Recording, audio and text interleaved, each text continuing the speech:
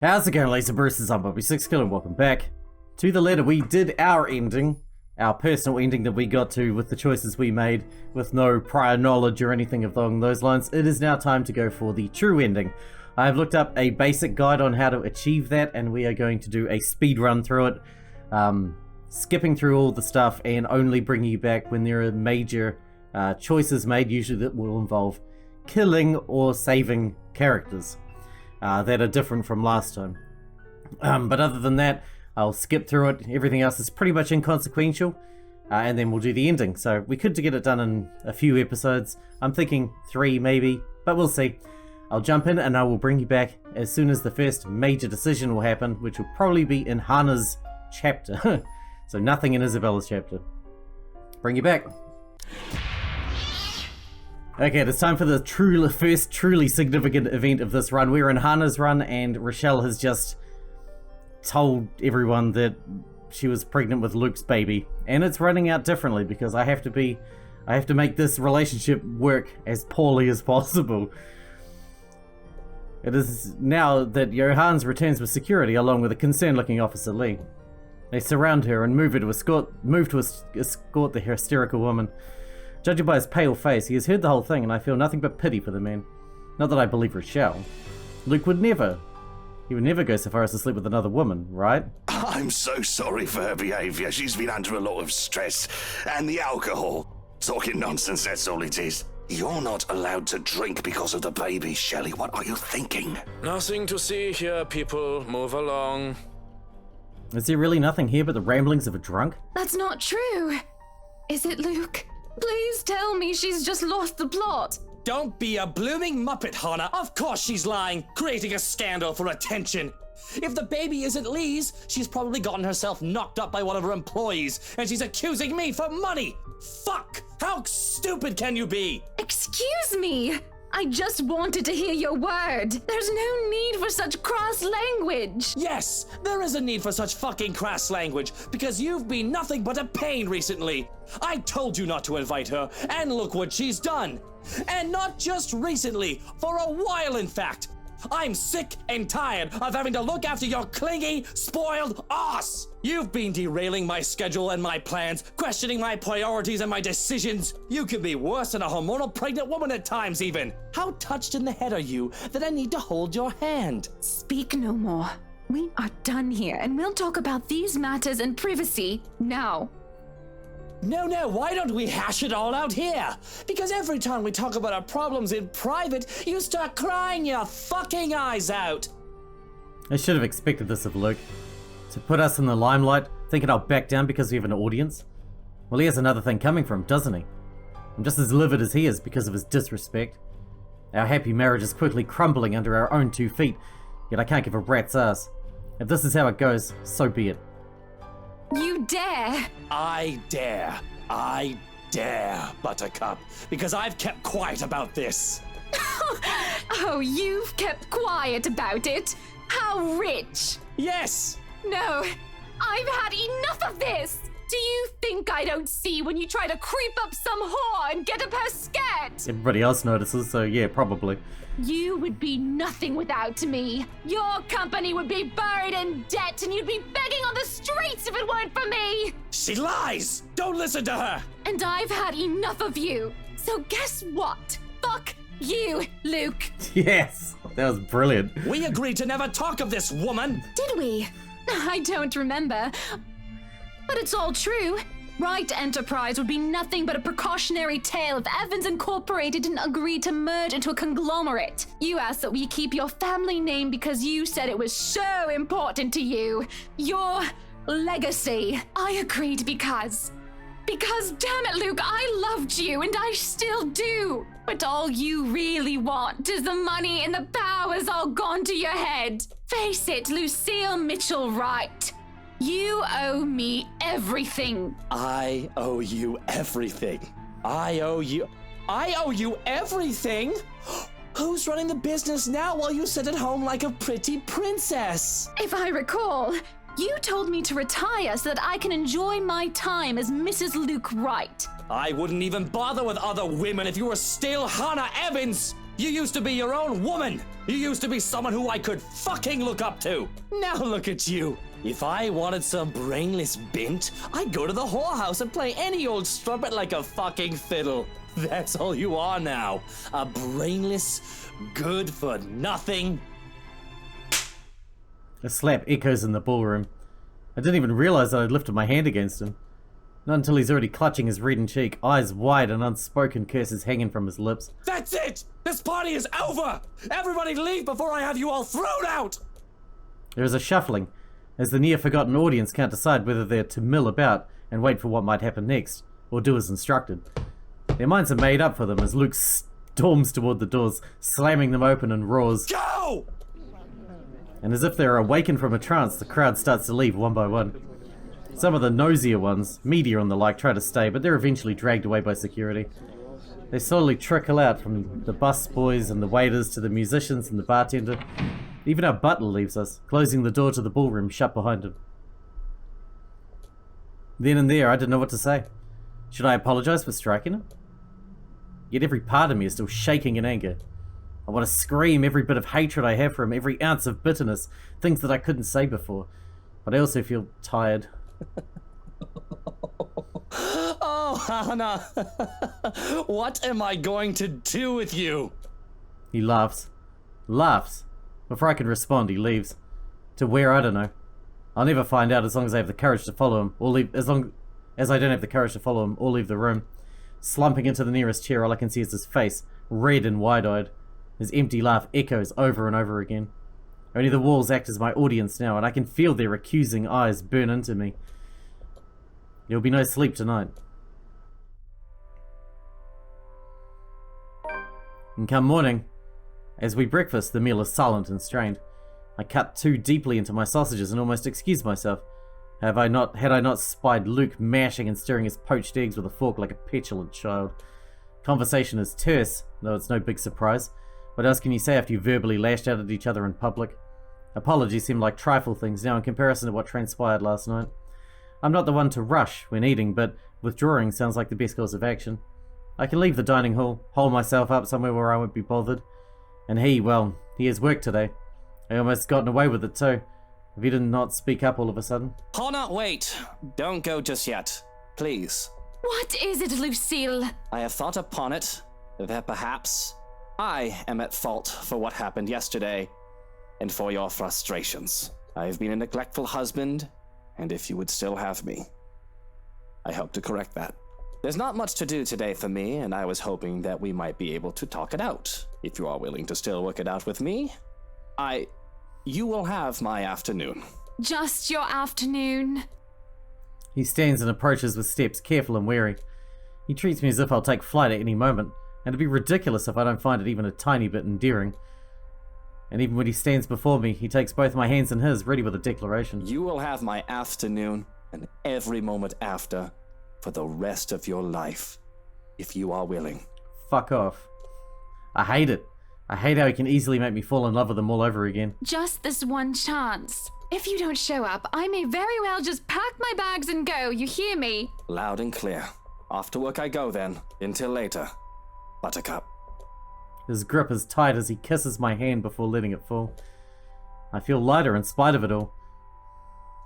It leaves me the rest of the day with nothing, really. I thought I'd have to spend it making plans and leave the house and him, but instead he has me worrying and feeling relieved at the same time. It's quite paradoxical. I still have plans to eschew everything and everyone until the afternoon, which is proving to be quite difficult as, everywhere I look, Johan seems to appear out of thin air. He does that.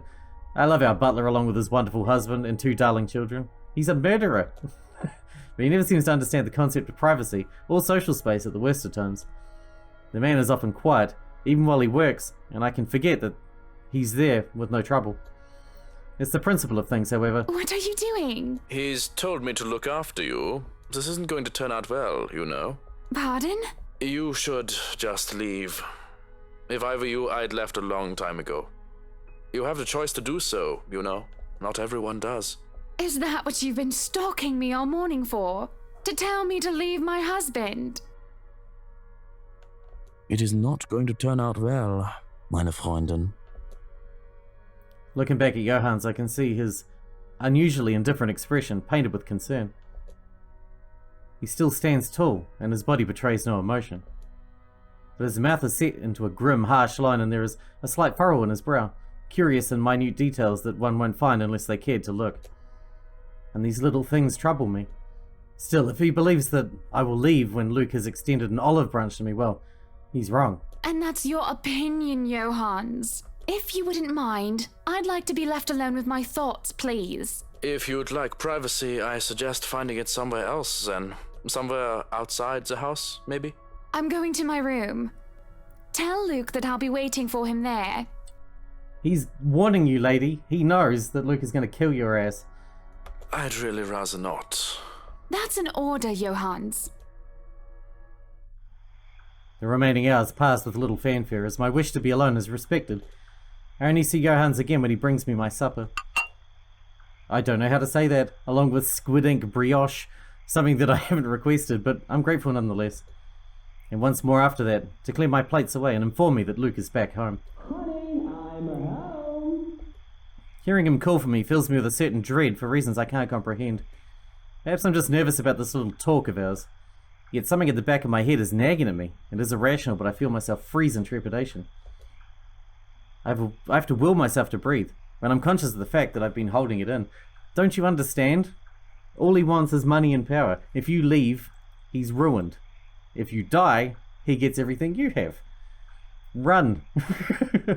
Darling, love, Buttercup, why aren't you answering? It is with unease that I answer. Upstairs, Luke! There's a moment when I'm nothing but a bundle of nerves. His footsteps echo from the hallway, and the creak of the door sends chills down my spine. Here I am expecting a warm welcome home, and here you are locked up in the room like a shut-in. Oh, Hannah, what am I to do with you? You're looking a little bit pale. Are you all right? I must have had something funny, actually. Maybe from the party last night. Maybe breakfast or lunch. Is it that thing or the brioche? Johans had been acting really strangely while you were gone. Do you think? Do I think what? That he poisoned you? Don't be silly. He wouldn't do such a thing unless I tell him to. He jokes and laughs. It does nothing to ease my nausea and only makes my stomach churn even more. I try to smile and laugh along, but I cannot put on a fake face this time. Noticing my discomfort, he pulls me into his arms. In his hold I feel safer. Or I should be, at least. And there's still a stirring restlessness inside me. Don't you worry. If you are sick, I'll take care of you myself. I did tell you that you'll have my afternoon and every moment after for as long as you live, didn't I? I am just so worried about my poor wifey. That Rochelle woman had some nerve, and I've insulted your honor so. My poor wifey has been through so much. It's when I feel that his hold turn painfully tight that the dread turns to fear. My poor, spoiled wifey, Hannah fucking Evans. Silver spoon in her mouth, never had to lift a finger in her goddamn life. Except she did, you know she did. She ran the company. She worked her way up from the bottom. You know that. Poor wifey trying to ruin everything for me. All that I've worked so hard for. She'll just take it all away. Just like that. We've got to fix that. You know, you and I, we have to make sure you don't pull a dodgy stunt like the one you did last night. Even if we have to take you out of the picture permanently. It is as he presses something sharp to the back of my back that I realize far, far too late what he holds in his hand. Why are you doing this? My life is in his hands, held hostage at a knife's edge. Because, Hannah darling, it's never enough. I want it all. And he wishes to end it. Does he not love me anymore? He doesn't love anything except himself and money. Has our ties eroded so badly that he'll even go this far? This is preposterous, surreal. Yet here I am, frozen in his embrace while he holds a knife to my back. The very man I loved and trusted the most is the one to kill me. And sadly enough, this is the longest he's held me in a long while. It is a contradiction both beautiful and horrific. How did it come to this? You don't have to do this. You can still have it all, Luke. Just please. Don't you love me? It makes him pause. Oh, I still do, Hannah. I do love you, but you're outliving your usefulness. In fact, you're becoming a pain in the arse, just like your dear old dad. Now I'm doing you a favor, and you'll be with him again. Real soon. Dignity and grace is forgotten as I become a blubbering mess, begging to be spared. Please spill from my lips prayers to Luke for his mercy because, please, I don't want to go. I'm not ready to go. I still want a family, our family, and I want to do more. I can't help but cry about the things that could have, should have been.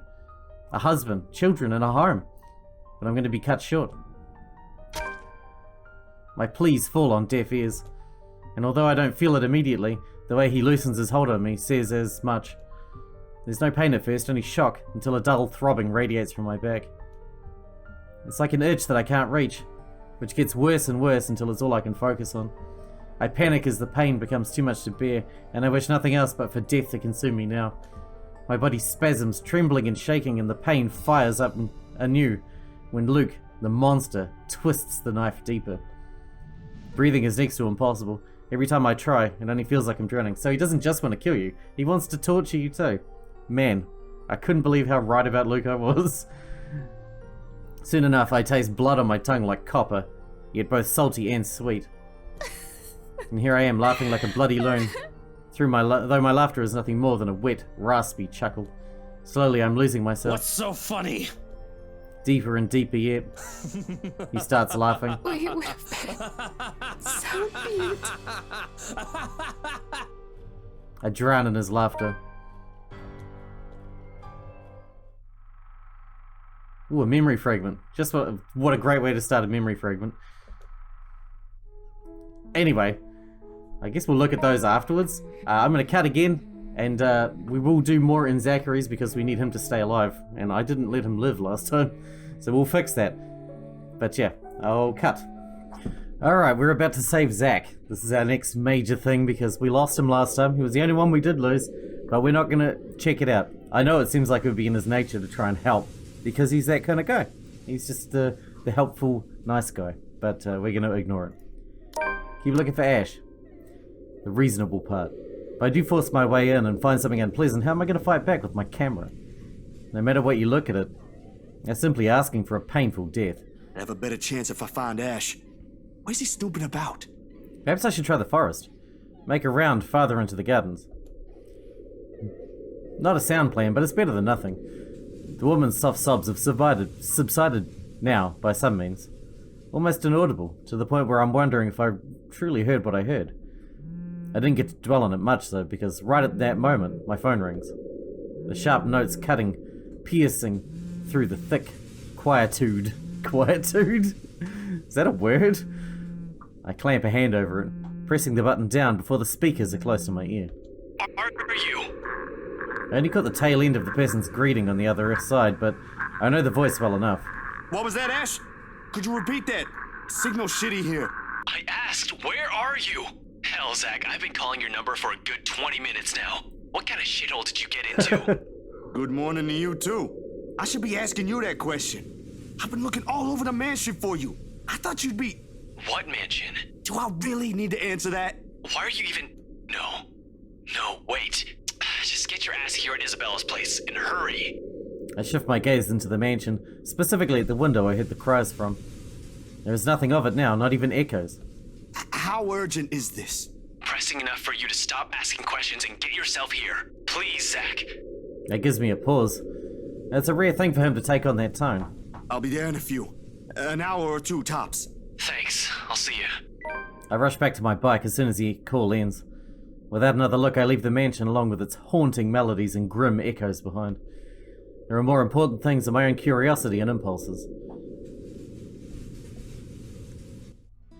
Marianne, alright, well, I'm gonna cut again. This time Marianne has to die, I'm afraid. But I'll bring you back close to that time, although we nearly got there last time. You remember when she went to see her friend in the mirror? We'll just get her to stay. Stay with her friend in the mirror. But I'll bring you back then anyway. Alright, it is time to stay with Lorraine forever and ever and ever. I want to stay. I really do want to stay with her. I'm getting tired of pretending, of lying to myself. And the fact that I'm admitting this to myself now of all times only brings to light how Lorraine was right about me all along. I should have listened to her. But, Lorraine, you're dead. How can we even stay together? I know. And it's your fault, isn't it? You tore us apart, but now you can put us back together again.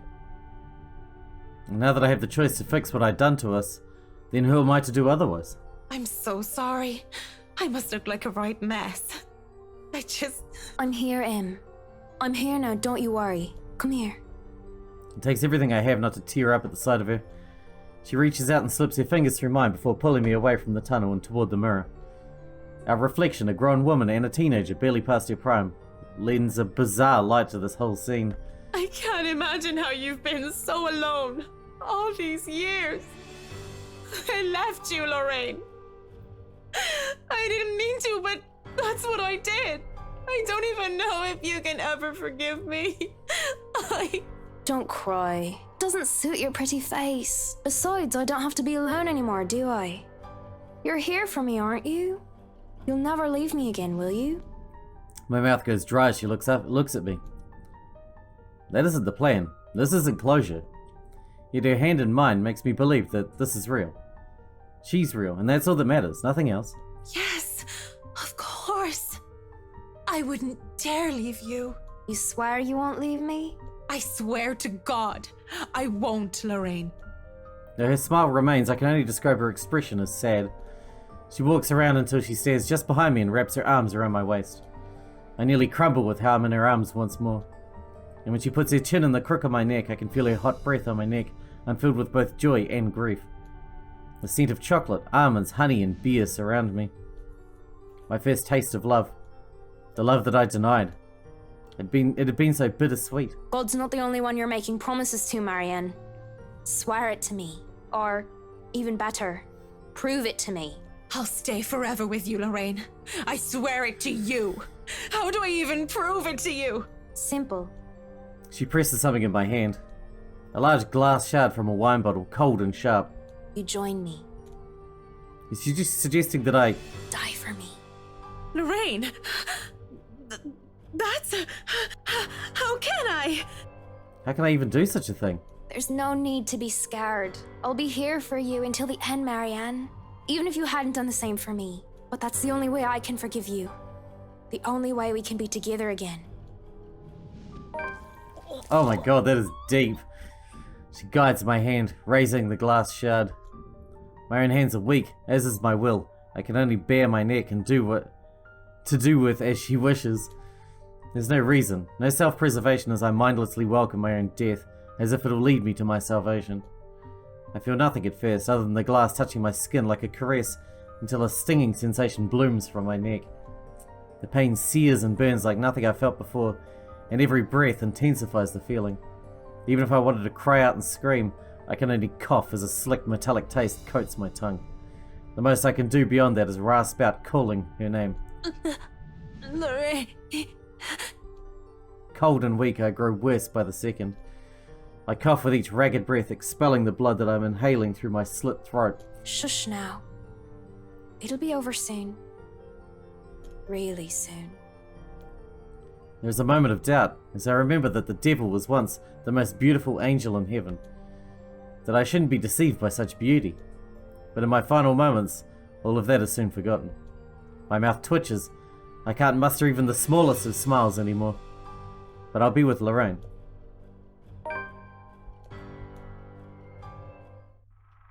Another memory fragment. We need to go through those later. In fact, I'll probably try and unlock them all after we do the true ending, and then we can go through them together later. Rebecca. Nothing's going to change with her because we need her to survive just as she did last time, so I'll bring you back in Ashton's run because Ashton has to die. But I'll bring you back. Well, here we go. We just found Marianne's corpse. The person died sometime around 3 to 5 days ago, which places the timeline around the time people are just moving in, and also the housewarming party. A servant then? No. Someone with the same social status as the Wrights. Whoever it is also read the letter, based on the writings around the body. Someone who was also present during the open house and the party. So a guest. Wordlessly, I draw closer, muttering a quiet prayer under my breath for the departed. The least I can do now is figure out who it is and try to find his or her family once I'm done here.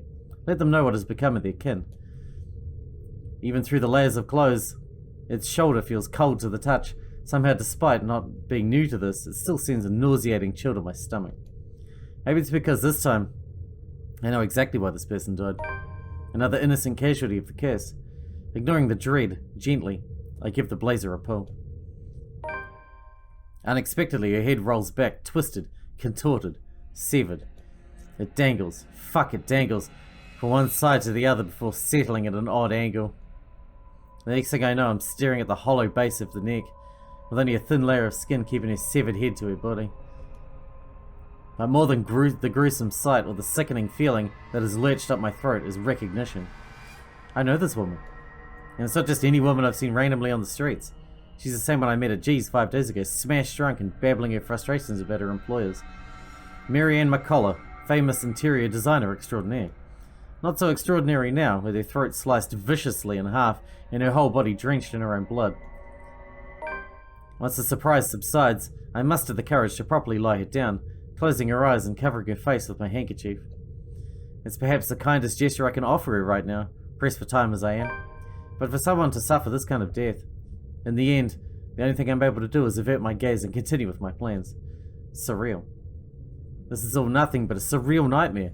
But after everything, should this even surprise me? Ghosts, curses, hidden passages? I feel like this will play differently because I can't give her the stun gun to give to Isabella to save us.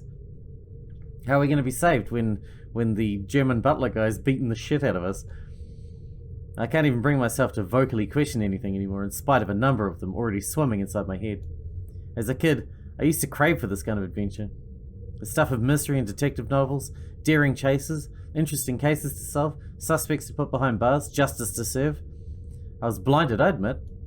Now I simply want this to be over. You really believe it'll be that easy, don't you? I pause mid-step, confused. Warily I look around, searching wildly for the source. A long minute passes. No one speaks again. Breathing out of a sigh of relief, I simply continue, this time treading lightly, careful not to make a sound. Up ahead, I can already glimpse a set of stairs that must lead to the kitchen. Getting unnoticed in the wine cellar is not a problem, but if someone upstairs when I pop up, well, to say it'll be complicated might be a little bit of an understatement, especially if that butler's in there. If I get caught, no one else will be able to fix it. See? So full of yourself, aren't you?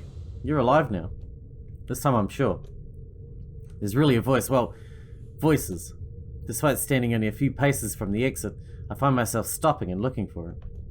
Searching for the immediate surrounding, for the familiar form of the woman. I don't even have to venture that far to where I'm standing. Just an arm's length away from me, a mirror stands. And from it, they speak. All singing the same mocking tune against my ears, letting it echo throughout the small undercroft, murmurs and laughters, jeering, scoffing, deriding, lacing venom into every crevice in my head, taunting me. Look at you, mouthing off like some hero.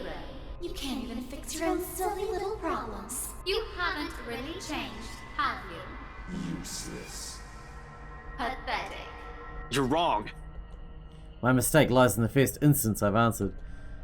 The very second denial has slipped from my mouth, their words have also seeped into my heart, allowing it to prod and rouse my temper. Wait, didn't Marianne have to stop us killing ourselves? Despite knowing they're merely doing this to goad me, each word, each syllable trickle into me, spurring the guilt I hoped I'd long buried. Are we? Or is that simply what you've been telling yourself all this time? Something to make yourself feel better, perhaps?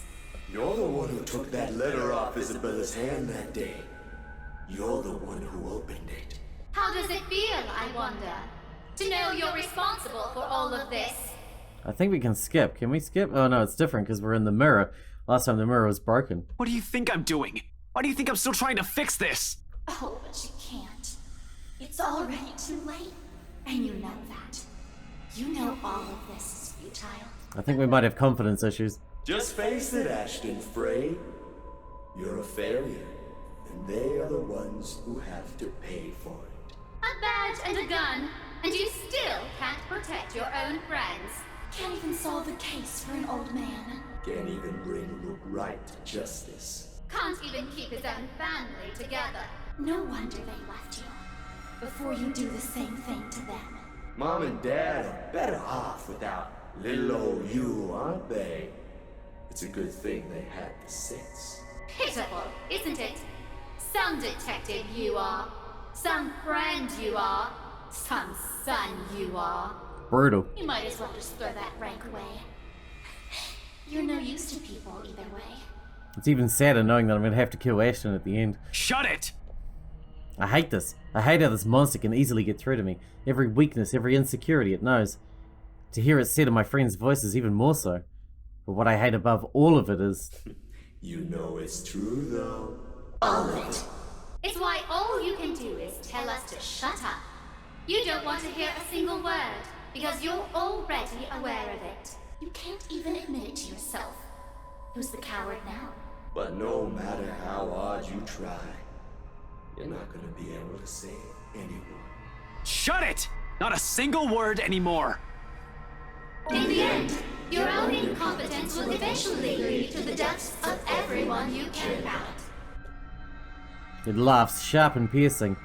At its sound, something in me snaps. A rage hastily unfurling, red filling my vision. And the next thing I know, I'm raising my hand and my fist connects to its surface. It shatters, renting the air with an ear-splitting crack, sending fragments of it to the floor.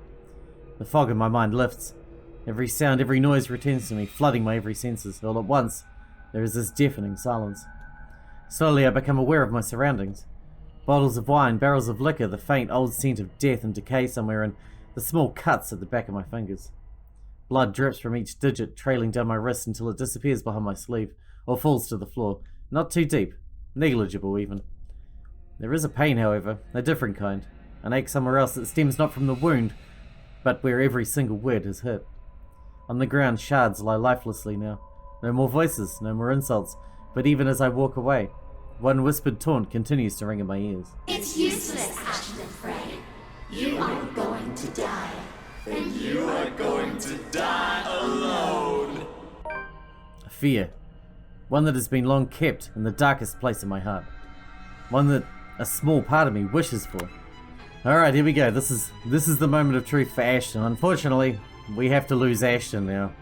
For the greater good. Sorry, Ashton. Disarm him. Sorry about this. I really don't have time for you. I don't think twice. Within the span of a heartbeat, I'm moving and pulling on the trigger. 2 shots in quick succession echo across the whole foyer, and both hit their mark true. Wright recoils with a sharp cry of pain. His pistol falls uselessly to the floor with a loud clank, followed by drops of blood from his bleeding wrist. Why, you insolent! He's down in 2 successive steps when I tackle him on the floor, pinning him hard with my arm. Although before I can knock him out with a single right hook, solid right hook, an agonized wail bursts through the tense air, loud enough to echo along the dark, empty halls of the mansion, piercing through every occupant in the foyer to cover their ears and close their eyes. Then all at once, there are images, bearing down on me with the weight of its accompanying emotions, like they are my own. All from a time long gone and a life that was never mine. However, there is no time to make sense of it all. Amidst the discord and the noise, something whizzes past by, too close, too swift. A brief, keen blur that barely registers in my eyes, like an arrow quickly finding its mark and heading straight Zach! Time slows to a stop. In one moment of clarity, my body moves on its own. This is why Zach has to be alive. Because Ashton will sacrifice himself for him. Heart pounding hard against my ears, blood rushing through every vein. Spurred on by my adrenaline, in a desperate bid to reach him in... I don't even get to yell for him a second time. I don't even get to call his name. Ash! Who the hell threw a fucking spear? An acute pain bursts through my chest in the next instant. All of a sudden, everything around me feels too sharp. Every edge, every point. Even the act of drawing a deep breath alone stings and burns my lungs, while an intense ache slowly spreads throughout my whole body. Numb. I feel numb. Her hand comes away bleeding, shaking, while I can only let out a wet, ragged laugh. Soon, without warning, I'm going down on my knees and the whole world is pitching sideways. An arm, strong and steady, is on me the second I stumble back, catching my fall. Zack has always been there after all. Even now, nothing has changed. Ashton? His hands are shaking as he looks at me with dread. A pang of regret hits me at the sight of it. Sorry, Z-Man. Hey, bro. Stop talking, will you? This isn't... It seems this will be the last time anyone will call you that. You won't be anyone to cause you trouble anymore. Bro, this ain't the time to be. Just stop it with the jokes! Cautiously, despite the stabbing aches shooting up at every movement, I reach a trembling hand up to bump a fist against his chest, just like the old times. My arm never makes it that far, however. Midway, he makes my hand, catching it in a tight grip, as if to hold on to a life slowly slipping away. Not that he'll be able to. The pain is easing, everything's already going cold. Don't worry, bro. We'll get you to a hospital. Just don't move, okay? You're gonna make it worse. You'll be fine. You can call me. Man, you can call me, Z-Man, all you like, after you're fine. We'll get you help. I'd like to agree with him on that. Reassure him. But I've gone through a lot, survived a lot of shit. It doesn't take a genius to figure out that I'm done for. Whatever hit me, a hole to the chest is fatal enough.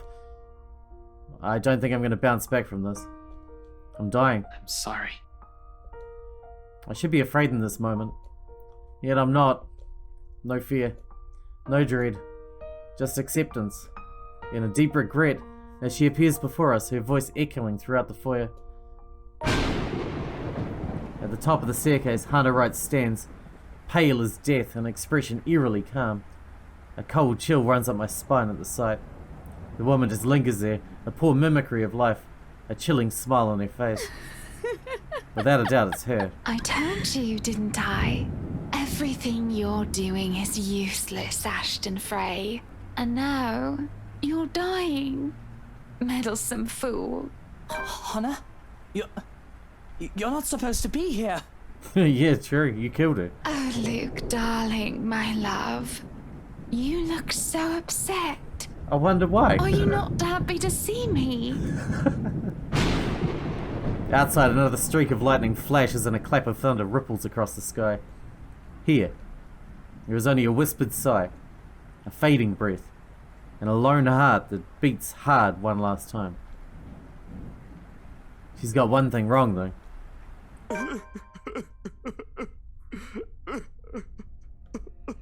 I did not die alone. Whoa, intense. Another memory fragment. Nice, we'll check those out later, as usual. Luke, this is it. Time for the finale. I don't know how much is going to be changed. I'll bring you back when I think it's appropriate. I'm sorry if I'm missing a lot, but I want to get it done expediently because we've already spent 40 episodes running to the normal ending, and not much is like, I'm showing you the bits that have majorly changed. There is a lot of extra dialogue, though. There is a lot of dialogue in this game, and a lot of ways everything can I mean, everything plays out in a handful of ways, but there's a lot of roundabouty ways to get to those handful of ways. You know what I mean? Which don't really change much in the grand scheme of things. Just the flavor, you know. But I mean, flavor's important. But you know. I'll bring you back.